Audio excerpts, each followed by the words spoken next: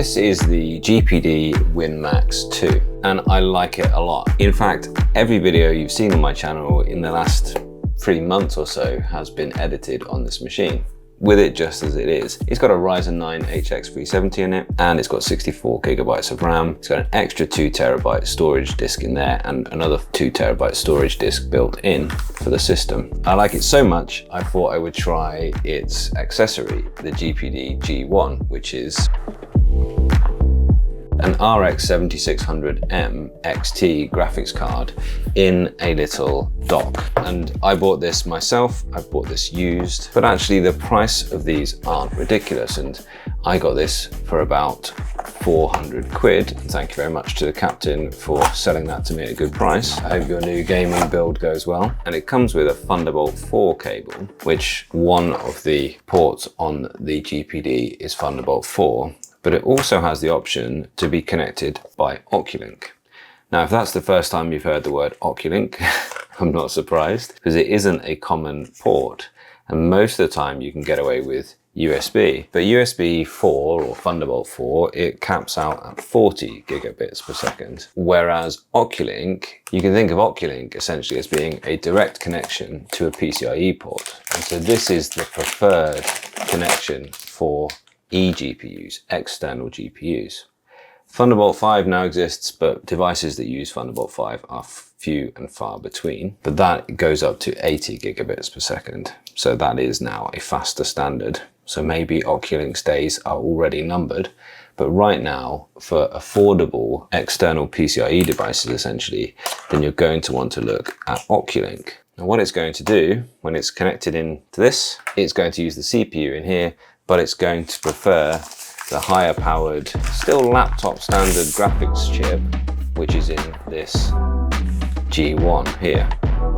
You can also notice that this is in itself a USB hub. And so the screen that I'm going to run, this 4K monitor here, I'm going to connect, rather than connect into the laptop itself, I'm going to connect into the external graphics card. And if I wanted further displays, I could use these display ports here. And then I'm going to connect the Oculink here into the laptop. And one more difference it's worth you being aware of is that USB 4 is hot swappable, whereas Oculink is not. So the devices have to be off before you connect them via Oculink.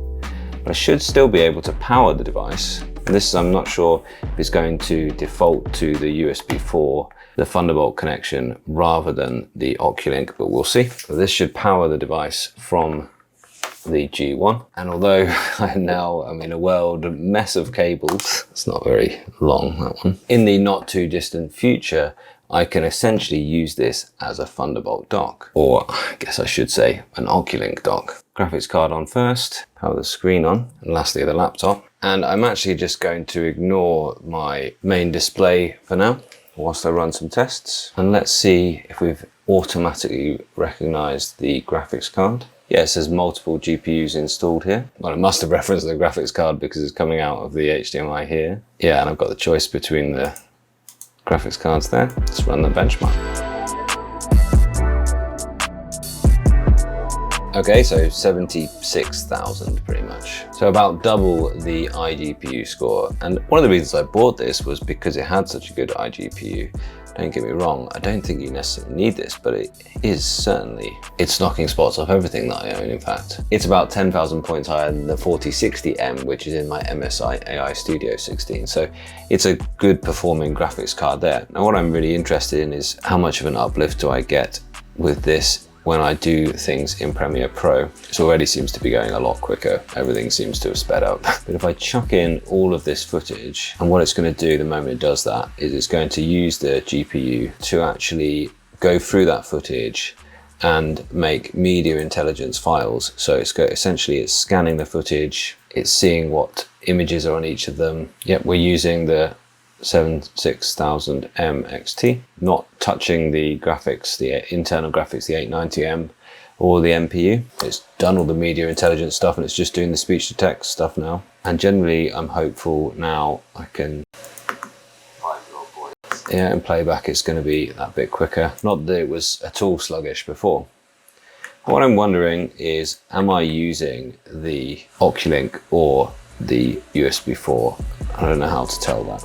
And so, yes, it has definitely been using the Oculink rather than the USB-C, and you can just tell that by going into the devices setting and you see which port it's using. It's been fabulous. In fact, it has been good to connect it with the USB-C into some other devices that I'm using, so I found it to be a really versatile little device. Let's dive in and have a look at the benchmark comparisons between, well, the GPD without the external graphics dock and with my ordinary desktop, and that leads me to some very important questions for myself. So the headlines are that the 6000M XT actually transforms the Win Max 2, especially if you're interested in 3D rendering. That was the biggest difference throughout, 5 times the actual throughput. No surprises, there's a big uplift for gaming, 2.7 times higher in time spy, and I have noticed that you do get higher FPS and you can increase the render settings to much higher settings and really enjoy your gaming on this. And it's been working really well with this UPerfect monitor as well, just increasing the way those games look. The AI score is not surprisingly a lot higher as well, although I'm not really getting to access that NPU on the actual APU chip in this laptop. So I really want to explore how you can actually use that NPU in AI workloads. Of course, the CPU isn't a massive change, but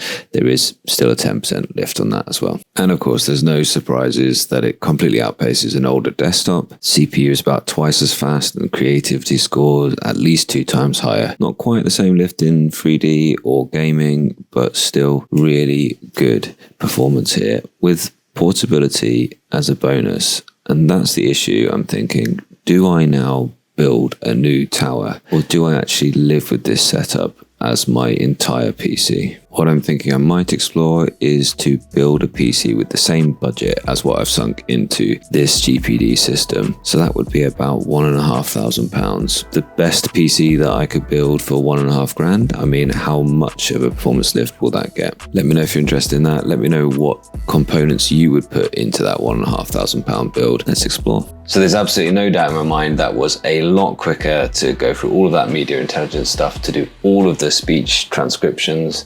Yeah, that's brilliant. And then whilst moving large video files around on the timeline, it was also really smooth as well. So even smoother than it was before, because it's never been a slouch. And now let's just test this out, 4K, and see what we can achieve. Press enter to start. Can we get a solid 60 frames per second in Forza Horizon on 4K? Let's find out.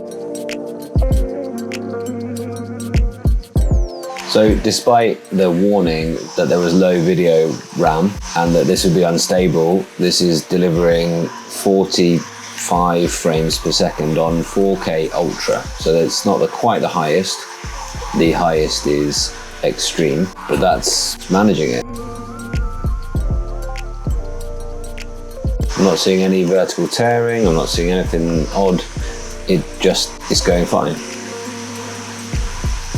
This is about the sort of performance I was getting on 4K low without the external graphics card, so it's quite good.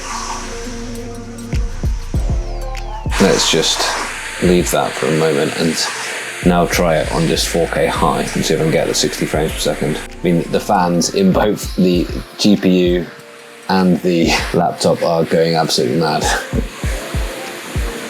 This is Forza Horizon 4K high settings, maintaining 60 frames per second. This monitor is 60 frames per second only, so it's not going to go any further than that. And yeah, we've got 76% GPU utilization, so there's a little bit of room to spare there as well. I mean, what a machine. They've done a great job of this. So my intention is to essentially leave the GPD G1 either here while I'm working, attached to a 4K monitor, attached to all the external monitors that I might need, or if I want to play games, then I'll leave it in the living room and I'll attach it to the TV permanently, which goes up to 120 Hertz. I mean, what a great little device. It'll be interesting to see if we can get any higher performance out of a few other computers that I have lying around as well, especially one that really needs a GPU, which that's this video here.